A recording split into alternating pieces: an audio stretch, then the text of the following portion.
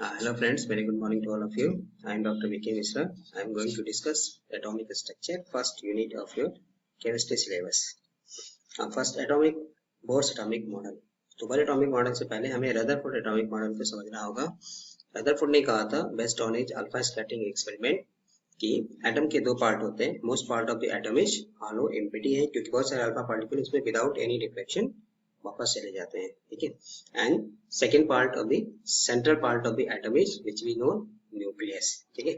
Electrons क्या होते हैं? नेगेटिवली चार्ज, तो वो सर्कुलर ऑर्बिट पे रिवॉल्वेशन करते हैं, मोशन करते हैं सर्कुलर ऑर्बिट पे.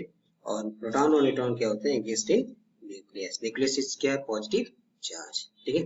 तो रदरफोर्ड मॉडल के दो डिमेरिट्स था. First, according to Maxwell theory of Maxwell's electrodynamic theory, any charged particle which is revolving around a circular path can emits radiation. वो अपनी एनर्जी निकालेगा. तो एक ऐसा टाइम आएगा कि इलेक्ट्रॉन्स की एनर्जी क्या होगी, हर एक रिवॉल्यूशन के बाद कम होता जाएगा और एक ऐसा टाइम आएगा जब वो न्यूक्लियस पे जाके गिर जाएगा. लेकिन ऐसा कहीं पाया नहीं गया. रदरफोर्ड और any scientist could not explain in why atoms are stable. ठीक है. सेकेंड प्रॉब्लम क्या था कि Rutherford model could not explain the interpretation of hydrogen spectrum, hydrogen or hydrogen-like atom. ठीक है. So in 1913 नील्स बोर ने Rutherford के atomic model पे प्लांक की थ्योरी को अप्लाई किया, that is known as Max Planck quantum theory. ठीक है. और उन्होंने एक मॉडल दिया जाए जिसको बोलते हैं Bohr's atomic model. Bohr's atomic model is simply the combination of Rutherford atomic model and Planck's quantum theory. First board ने ये कहा कि रदरफोर्ड की सारी बातें सही हैं. मतलब एटम का दो पार्ट है, एक हॉलो पार्ट है एम्प्टी है जिसमें इलेक्ट्रॉन क्या होता है सर्कुलर मोशन पे रिवॉल्यूशन करता है, और सेंट्रल पार्ट क्या है? न्यूक्लियस है जो पॉजिटिव चार्ज है, प्रोटॉन और न्यूट्रॉन वहां में एग्जिस्ट करते हैं. बस सिर्फ बोर्ड ने क्या किया, रदरफोर्ड के मॉडल में एक कंडीशन लगा दिया, रिस्ट्रिक्शन लगा दिया. And restriction is that electrons revolve around the nucleus in a circular path only in certain allowed energy states which we called stationary states. ठीक है. तो इलेक्ट्रॉन सिर्फ उसी सर्कुलर ऑर्बिट पे जाएगा जिसपे उसका angular momentum is MBR is quantize, मतलब have some definite value and is an integral multiple of h upon 2π. So basically ये प्लांक की क्वांटम थ्योरी से आता है. तो उन्होंने एक रिस्ट्रिक्शन लगा दिया कि इलेक्ट्रॉन उसी सर्कुलर ऑर्बिट पे जाएगा जिसमें उसका एंगुलर मोमेंटम क्या होगा?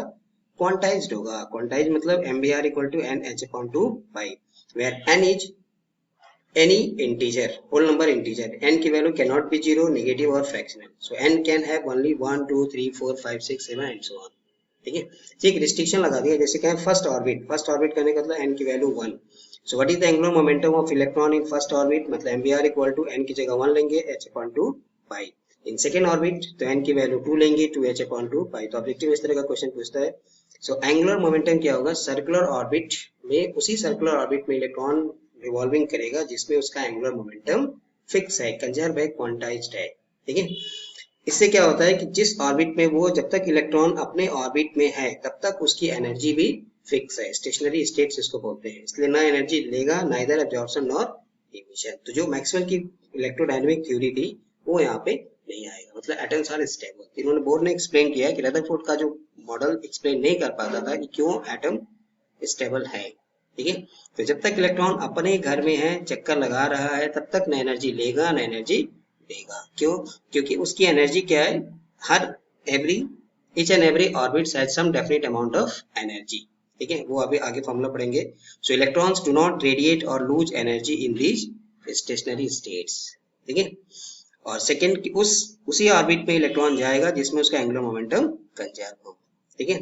हाँ, इलेक्ट्रॉन जब अपना घर चेंज करेगा, मतलब when electrons jumps from higher to lower और lower to higher, then energy is absorb और इमिट्स. तब एनर्जी वो एब्जॉर्ब करेगा या इमिट करेगा, क्योंकि हर ऑर्बिट की अपनी अलग अलग एनर्जी होती है.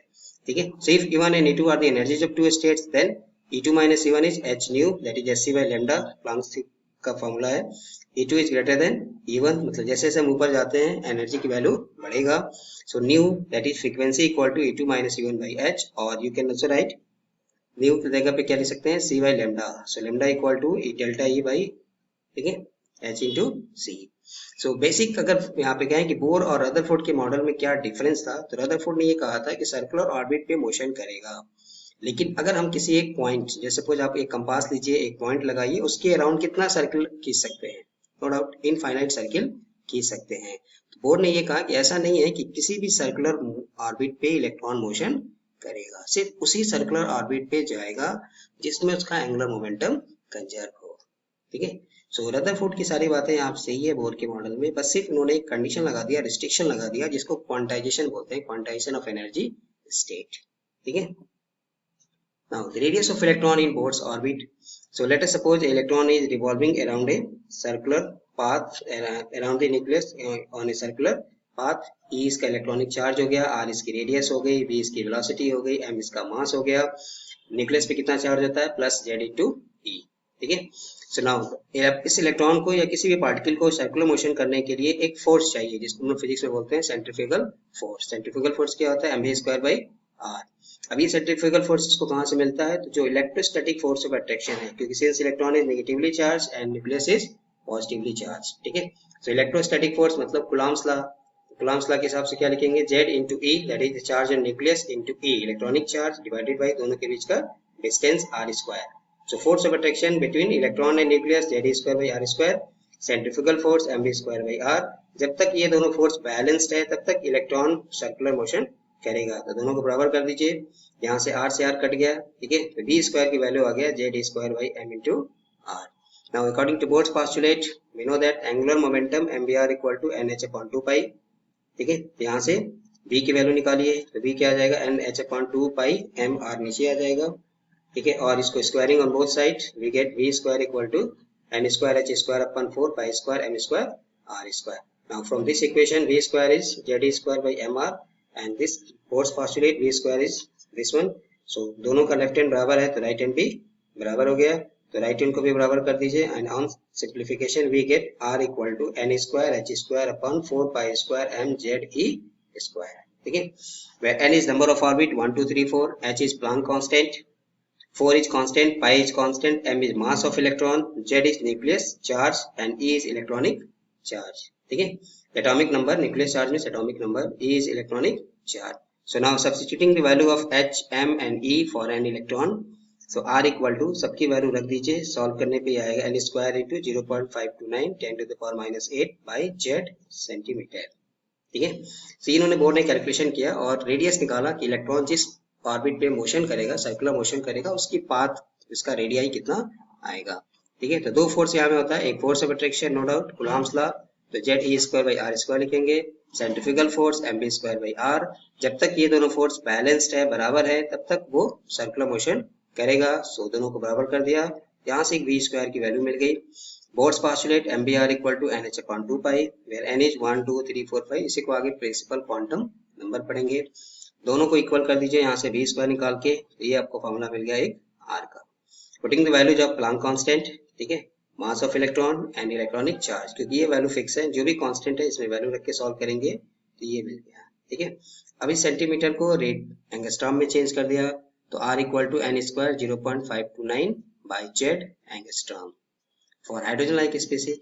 Now for hydrogen atom atomic number of hydrogen is 1, so put the value of z equal to 1, we get r equal to n square 0.529 into 10 to the power minus 8 centimetre. ठीक है, when n equal to 1 for hydrogen atom, for the radii of first orbit of hydrogen atom is 0.529 angstrom, and this is known as the first Bohr radius या Bohr radius. The Bohr radius is 0.529 angstrom. You can imagine कि hydrogen में एक ही electron है, उसका nucleus से और उस एक इलेक्ट्रॉन के बीच का डिस्टेंस कितना है, 0.529 angstrom। ठीक है, so this is general formula. तो जैसे कुछ आपसे कहा जाए calculate the radii of second orbit for helium atom, helium plus atom. देखिए सेकेंड ऑर्बिट करने का मतलब n की वैल्यू 2, थर्ड ऑर्बिट करने का मतलब n की वैल्यू 3।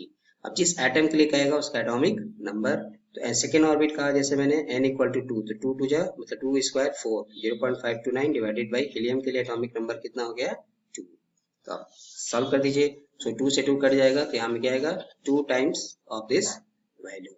ठीक है, सो r मतलब ये देखिए फर्स्ट ऑर्बिट की वैल्यू कितनी होगी, फर्स्ट ऑर्बिट का रेडियाई कितना होगा 0.529। सेकेंड ऑर्बिट जैसे सपोज हाइड्रोजन के लिए निकाले तो n की वैल्यू यहाँ में क्या लेंगे 2, 2 का मतलब कितना हो गया 4। ठीक है, तो फर्स्ट ऑर्बिट कितना आया था 0.529, उसका 4 टाइम्स आएगा सेकेंड ऑर्बिट। थर्ड ऑर्बिट कहाँ में होगा हाइड्रोजन लाइक एटम के लिए, n इक्वल टू 3, 3 स्क्वायर मतलब 9, ठीक है 9 टाइम्स, मतलब फर्स्ट ऑर्बिट 0.529 है which is known as A0 Bohr radius. Second कहाँ में आएगा, सेकंड ऑर्बिट कहाँ में आएगा, इसका 4 टाइम्स। बीच की स्पेस क्या है, खाली है, एम्प्टी है, वहां में कोई भी इलेक्ट्रॉन नहीं होगा। ऐसा नहीं है कि वहां में कोई सर्किल नहीं होगा ना। तो first orbit 0.529 angstrom, second orbit हमको कहाँ मिलेगा, इसका 4 टाइम्स। थर्ड ऑर्बिट कहाँ में मिलेगा, इसका 9 times, sorry third orbit 9 times. Fourth orbit कहाँ में होगा, इसका 16 टाइम्स। तो बीच की वैल्यू देखिए, स्पेस क्या है, खाली है, जहां में कोई भी इलेक्ट्रॉन नहीं होगा, उसी को आगे नोड्स बोलते हैं, ठीक है। सो फर्स्ट यही अंतर है रदरफोर्ड और बोर के मॉडल में, कि बोर ने कहा था कि ऐसा नहीं है कि किसी भी सर्कुलर ऑर्बिट पे इलेक्ट्रॉन मोशन करेगा, सिर्फ उसी ऑर्बिट पे जाएगा जिसमें उसका एंगुलर मोमेंटम कंजर्व है।